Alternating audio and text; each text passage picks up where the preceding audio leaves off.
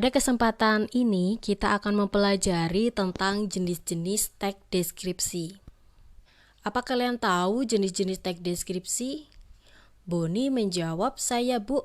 Deskripsi subjektif, objektif, dan apa lagi ya?"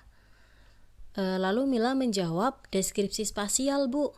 Sementara Niki menjawab, "Saya tidak tahu." Kedua jawaban dari Boni dan Mila ini saling berhubungan ya. Dan jawabannya adalah benar.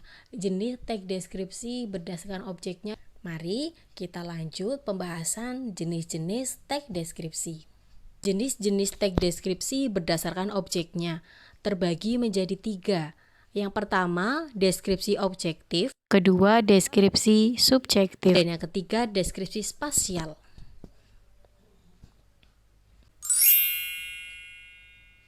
Deskripsi objektif yaitu penggambaran suatu hal dengan mengungkapkan perincian identitas hal tersebut secara apa adanya atau sesuai dengan kenyataan, sehingga pembaca dapat membayangkan keadaan tersebut. Nah, sebagai kata kuncinya, deskripsi objektif ini adalah penggambaran yang secara apa adanya atau sesuai dengan kenyataan. Lanjut pada contoh. Di sini ada salah satu contoh teks deskripsi objektif. Mari kita baca bersama-sama contoh teks deskripsi objektif. Pantai Parangtritis merupakan pantai yang terkenal di Provinsi Daerah Istimewa Yogyakarta dibandingkan dengan pantai lainnya di sepanjang pantai selatan. Pantai Parangtritis ini lebih dikenal turis.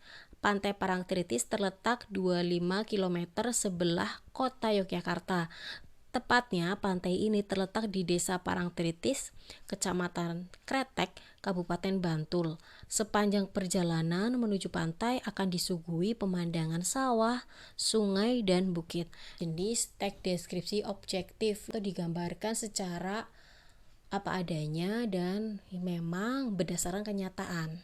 Yang kedua, deskripsi subjektif, yaitu penggambaran suatu objek berkenaan dengan pandangan atau perasaan atau juga opini penulis. Jadi, pada teks deskripsi subjektif ini lebih menekankan pada opini penulis ya atau pendapatnya penulis. Nah, di sebelah kiri ini adalah salah satu gambar dari yang mungkin bisa mewakili sosok dari Ibu Sri ini ya. Kita baca contohnya. Ibu Sri adalah guru yang paling tegas di sekolahku. Selain itu, beliau adalah guru yang paling ditakuti oleh hampir semua murid dari kelas 1 sampai kelas 6. Beliau mengajar mata pelajaran matematika. Beliau memiliki tinggi sekitar 165 cm dengan berat badan sekitar 60 kg. Ibu Sri berkulit sawo matang dan berambut hitam ikal. Kemanapun beliau pergi selalu membawa pulpen hitam di tangan kanannya. Walaupun hampir semua murid takut kepada beliau, akan tetapi beliau tidak pernah marah-marah ke murid tanpa alasan yang jelas. Opini selanjutnya adalah beliau adalah guru yang paling ditakuti hampir semua murid dari kelas 1 sampai kelas 6. Lalu diperkuat, walaupun hampir semua murid takut kepada beliau, akan tetapi beliau tidak pernah marah-marah ke murid tanpa alasan yang jelas. Deskripsi spasial, yaitu paragraf yang menggambarkan suatu ruang atau tempat. Ruangan berukuran 5 meter kali 5 meter ini terlihat tidak layak untuk ditempati. Tidak ada dinding, hanya ada anyaman bambu untuk menghalau angin yang menusuk ke tulang. Tidak ada penyekat, hanya ada sebuah kasur ukuran single di pojok depan. Terdapat kompor dan alat masak lainnya di pojok belakang, berdampingan dengan pintu yang mengarah ke kamar mandi. Almari yang sudah tidak kokoh lagi merapat ke dinding dan diisi penuh pakaian. Yang digambarkan dalam contoh ini adalah ruangan berukuran 5 meter kali 5 meter yang tidak layak untuk ditempati. Nah, ini juga adalah ilustrasinya. Selanjutnya, jenis teks deskripsi ditinjau dari bentuknya.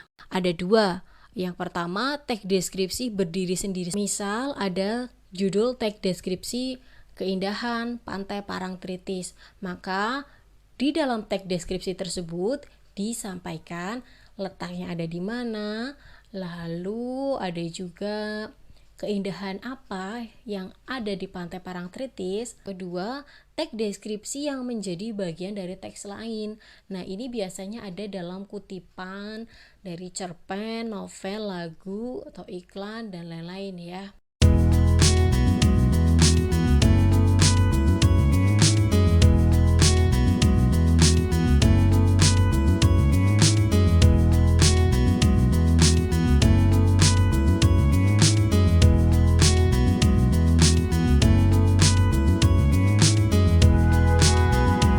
Oke, demikian pembelajaran daring bahasa Indonesia kali ini. Sampai jumpa di pertemuan berikutnya. Terima kasih.